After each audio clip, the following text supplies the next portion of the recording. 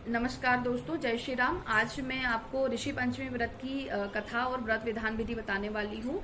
इसमें आपको जो पूजन सामग्री होती है उसको भी हम सरल भाषा में हम डिस्कस करेंगे, क्योंकि कई लोगों को उन्हें उनके शास्त्र नाम नहीं पता होते हैं। और शास्त्र सम्मत अगर मुझे कोई बात याद आई तो मैं आपको वीडियो के माध्यम से ये चीज़ प्रेषित करूंगी कि आपको वो जानकारी मिले, क्योंकि कई लोग ये गलत तरीके से करते हैं या जिनको नॉलेज नहीं है। आजकल अभी यूट्यूब पर वीडियो देख देख कर सब लोग बहुत सारी नई नई जानकारियां जुटाते हैं और कुछ कुछ गलतियां कर बैठते हैं, क्योंकि सारी यूट्यूब वीडियोस में आपको सही जानकारी मिले ऐसा ज़रूरी नहीं है। इसलिए सब कुछ आप फॉलो करें ऐसा ज़रूरी नहीं है। आपके पास जो सामग्री है, जैसा है, और आपको जो पुस्तक में दिया है जिस तरह से आप कर सकते हैं, या आपको कोई पुरोहित पंडित जो आपको बताते हैं वो आपको पता होना चाहिए, क्योंकि गुड और बैड दोनों चीज़ें, अच्छी और बुरी, हमारे यहाँ आसपास होती हैं। तो हम उनका ध्यान रखें। और सबसे पहले हम पुस्तक जो हमें ऋषि पंचमी की मिलती है मार्केट में, हम वो ले आएँ। और ये जो व्रत है ये हम घर पे संकल्प करके, जैसे हर व्रत में हम संकल्प करके व्रत को शुरू करते हैं, गोल सुपारी सिक्का और लेके अपने नाम गोत्र उच्चारित करके हम ये व्रत का संकल्प करते हैं मन में। और जैसा कि इस व्रत में जैसे संतान सप्तमी का व्रत भी जो है वो महिलाएं और पुरुष दोनों कर सकते हैं, वैसे ऋषि पंचमी का व्रत जो होता है वो महिलाएं करती हैं, महिलाओं के लिए ही होता है। पर अगर कोई चाहे तो किसी के लिए ये संकल्पित करके किसी के लिए भी कर सकता है। तो अभी हम पूजन सामग्री को हम देख लेते हैं कि हमें पूजा सामग्री क्या क्या चाहिए होती है। जो नॉर्मली हम सारी पूजा में यूज़ करते हैं वह चीज़ें तो होती है, लेकिन इसमें एडिशनल ये होता है कि हम जो दातून होती है वो यूज़ करते हैं इसमें। जैसे लटजीरा, कुश, कलाबा, यानी लटजीरा उसी को बोलते हैं, जो दातून होती है उसी को बोलते हैं सरल भाषा में। कुशा सूखी घास होती है। कलावा और पटिया जो जिस पर हम भगवान को बिठाते हैं। कलावा यानी कि आपकी आटी, मोली, और गंगा जल। कोई भी शुद्ध नदी का हम जल अपने घर में रखते हैं भरकर, बहुत शुभ माना जाता है। गंगा जल हो, नर्मदा जल हो, या जो भी आपके यहाँ पवित्र नदी अवेलेबल है आप उनका जल अपने घर में भर के रखिए, वो बहुत शुभ होता है। दीपक, घी का दीपक, तेल का दीपक, जो भी अवेलेबल। अभी यहाँ पे ये होता है कि आप तेल का दीपक लगाएंगे तो आपको थोड़ा सा ये लगता है कि अरे मैंने तेल का दीपक लगाया, ऐसा नहीं है दोस्तों। आपके घर में जो भी अवेलेबल है, घी है, तेल है, आप उससे दिया लगाइए। और पंचगव्य में पंचामृत, जैसे दूध, दही, घी, शहद, शक्कर, इनको मिला करके पंचामृत बनता है। केले के पत्ते और जनेऊ आपको लगता है 7 ऋषि होते हैं। 7 ऋषि के लिए साथ आपको सारी चीज सामग्री रखनी होती है। जैसे कि आपको सिंदूर, रौली, चावल, केसर, चंदन, फूल आपके पास होना चाहिए। तरह तरह के फूल आपके पास जो अवेलेबल है आप वो रखिए, घर में से तोड़ के चढ़ा दीजिए या आप खरीद के ले आइए मार्केट से। धूप की बत्ती होनी चाहिए, धूप बत्ती। और आजकल अगरबत्ती आप सब लगाते हैं, लेकिन उससे ज़्यादा अच्छी खुशबू धूप बत्ती, और धूप बत्ती से घर का माहौल पवित्र होता है। इसलिए अगरबत्ती को अवॉइड करके अगर आप धूप बत्ती लगा सकते हैं तो वो बहुत अच्छा है।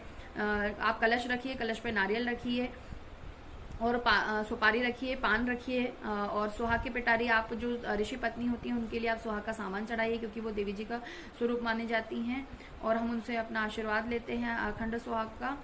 और चूड़ी और जो भी बिछिया आप चढ़ाना चाहते हैं, पायल, जो दान की कोई सीमा नहीं होती है दोस्तों। तो आपके पास जो अवेलेबल है, जैसा है आप वैसा चढ़ाइए, लेकिन अच्छे से अच्छा जो भी आप करते हैं उसकी कोशिश जरूर कीजिए कि अगर आप बिछिया दे सकते हैं 1-1, 2-2, 3-3, या जैसे भी, अगर पायल दे सकते हैं, सामर्थ्य है तो आप दीजिए। अदरवाइज फिर जब आप उद्यापन करते हैं तब ये सामग्री सारी आपको देनी होती है। 16 श्रृंगार का सारा सामान आपको चढ़ाना होता है।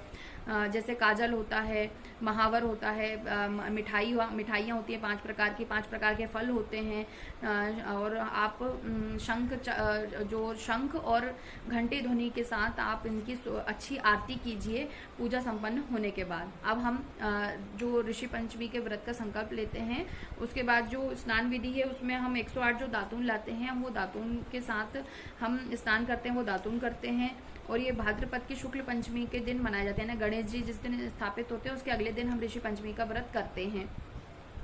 तो अब हम ज़्यादा देर ना करते हुए हम कथा को सुन लेते हैं। कथा क्या है? ऋषि पंचमी की जो व्रत की कथा है उसमें एक बार शुताश्व ने ब्रह्मा जी से कहा, हे पितामह, कृपा कर मुझे नारी जाति के उद्धार एवं सर्व सुखों का देने वाला कोई उपाय समझाइए। तब ब्रह्मा जी बोले, हे राजन, मैं आज तुम्हें नारी जाति के उद्धारक, समस्त पापों को नष्ट कर मन वांछित फल देने वाले व्रत के संबंध में बताता हूँ। भाद्रपद शुक्ल पक्ष की पंचमी के दिन संपूर्ण विधि विधान से जो नारी व्रत व पूजन करती है उसको अभिष्ट फल प्राप्त होता है। इस विषय में मैं तुमको एक अत्यंत पुरातन कथा सुनाता हूँ, उसे ध्यान देकर सुनो। विदर्भ देश में एक अत्यंत सदाचारी धर्मध्वज उत्तक नाम का ब्राह्मण रहता था। उसकी स्त्री अत्यंत पतिव्रता और सुशील एवं दानी स्वभाव की थी तथा उसका नाम भी सुशीला था। उससे एक पुत्र एवं पुत्री उत्पन्न हुए। पुत्र का नाम सुविभूषण था। उसने चारों वेदों का संगोपांग अध्ययन किया था। कन्या का समयानुसार अच्छे कुल में संबंध कर दिया था, किंतु दुर्भाग्य की वजह से कन्या विधवा हो गई। वह अपने सतीत्व के रक्षार्थ अपने पिता के घर रहने लगी। वह ब्राह्मण सपरिवार गंगा तट पर कुटी बनाकर ब्राह्मण बालकों का विद्या अध्ययन कराने लगे। एक दिवस माता पिता की सेवा करके कन्या शिलाखंड पर शयन कर गई। रात भर में उसके सारे शरीर में कीड़े पड़ गए। सुबह जब ब्राह्मण के कुछ शिष्यों ने उस कन्या को इस दशा में देखा तो उसकी माता सुशीला को सूचित किया कि माता चलकर गुरु पुत्री को देखिए। गुरु पत्नी ने जाकर उसे देखा तो देखते ही सशंकित हो विलाप करने लगी तथा पुत्री को उठाकर ब्राह्मण के पास लाई। ब्राह्मण भी पुत्री को दशा में देख अति विस्मित हो दुखी हुए। तब ब्राह्मणी ने कहा, हाथ जोड़कर कहा, महाराज, मेरी पुत्री के शरीर में कीड़े पड़ जाने का क्या कारण है? तब ब्राह्मण ने कहा, ध्यान करके कहा कि हे सुप्रिय, इस कन्या अब से 7 जन्म पूर्व का हाल बताता हूँ, जो सुनिए। उस समय यह ब्राह्मणी थी। तब रजस्वला होते हुए भी घर की तमाम बर्तन भोजन सामग्री छू ली। ऋषि पंचमी व्रत को भी अपमानजनक दृष्टि से देखा। उस दोष के कारण पुत्री शरीर में कीड़े उत्पन्न हुए, क्योंकि रजु धर्म वाली नारी पहले दिन चंडालिनी, दूसरे दिन ब्रह्मघातिनी, तीसरे दिन धोबिन के समान शास्त्रों में मानी गई है। तुम्हारी कन्या ने ऋषि पंचमी व्रत के दर्शन अपमान के साथ किए, इससे ब्राह्मण कुल में जन्म पाकर भी दोष मुक्त न हो पाई। तब सुशीला ने कहा, महाराज, इस उत्तम व्रत को इस कन्या के समक्ष विधि पूर्वक वर्णन कीजिए, जिससे समस्त सांसारिक प्राणी लाभ उठा सके। ब्राह्मण बोले, हे सहधर्मिणी, यह व्रत भाद्रपद मास की शुक्ल पक्ष की पंचमी के दिन किया जाता है। पंचमी के दिन किसी नदी अथवा जलाशय में स्नान करके व्रत को धारण कर सायंकाल में के समय सप्त ऋषियों का पूजन विधि विधान से करना चाहिए। भूमि को गौ से लीप कर शुद्ध करना चाहिए। अष्टकमल दल बनाकर नीचे सप्त ऋषियों की स्थापना कर प्रार्थना करें। महर्षि कश्यप, अत्रि, भारद्वाज, विश्वामित्र, गौतम, जगन्नी, वशिष्ठ और महर्षियों की स्थापना कर आचमन स्नान, चंदन, फूल, फल, दीप, नैवेद्य आदि से पूजन कर व्रत की सफलता की कामना करनी चाहिए। इस व्रत को करके उद्यापन भी विधि पूर्वक करना चाहिए। चतुर्थी के दिन एक बार भोजन करके पंचमी के दिन व्रत आरंभ करें। सुबह किसी नदी अथवा जलाशय में नित्य कर्म से निवृत्त होकर दातून करें। स्नान करें और गौ के गोबर से लीप कर सर्वोत्व भद्र चक्र बनावें। उस पर कलश स्थापित करें। कलश के कंठ में नवीन वस्त्र बांधें। पूजा सामग्री एकत्र कर अष्टदल कमल पर सप्त ऋषियों की वर्णन प्रतिमा स्थापित करें। फिर षोडशोपचार से पूजन कर रात्रि को पुराणादि ग्रंथों का श्रवण करें। विशेषकर शिव पुराण अति उपयोगी है। प्रातः काल सत्कर्मी ब्राह्मण को भोजन एवं दक्षिणा आदि देकर संतुष्ट करें। इस प्रकार व्रत करें और उद्यापन करना भी अति उत्तम होता है। इस व्रत को करने से नारी रूप, लावण्य और सुख सौभाग्य को प्राप्त करती है। जीवन में धन धान्य संतान आदि सर्व सुख भोगकर अंत में देवलोक में वास करती है। इस व्रत के करने से नारी का बुरा समय हर समय नष्ट होता है।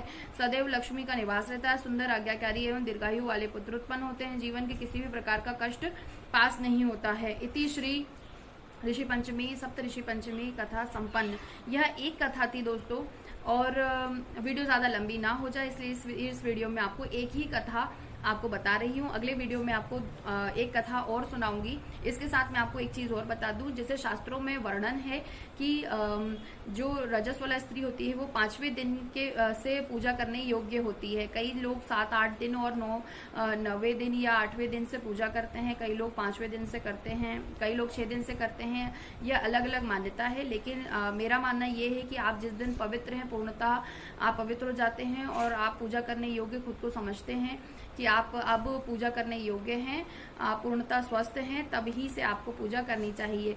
और कई लोग इसको बहुत ही गलत तरीके से देखते हैं, जो कि नहीं करना चाहिए। हमारे यहाँ महिलाओं को बहुत सम्मानजनक दृष्टि से देखा जाता है और उनके उत्थान के लिए ही, क्योंकि महिला की वजह से ही घर परिवार होता है और एक महिला का स्वस्थ रहना बहुत ही आवश्यक है। और उसके वजह से, क्योंकि वो 2 लोगों के लिए होती है, एक स्त्री मातृत्व को भी प्राप्त करती है, इसलिए उसके उत्थान के लिए ये व्रत और वो स्वस्थ रहे, इसलिए व्रत का बताए और हमारे शास्त्रों में इनका वर्णन किया गया है। जैसे कि तीजा होती है, करवा चौथ होते हैं, संतान सप्तमी भी आने वाली है दोस्तों। तो ये सारे जो व्रत होते हैं वो महिलाओं के लिए, उनको शक्ति प्रदान करने के लिए होते हैं। तो इस वीडियो में इतना ही। आपको मैं नेक्स्ट वीडियो में मिलूंगी दूसरी कथा के साथ। धन्यवाद। जय श्री राम।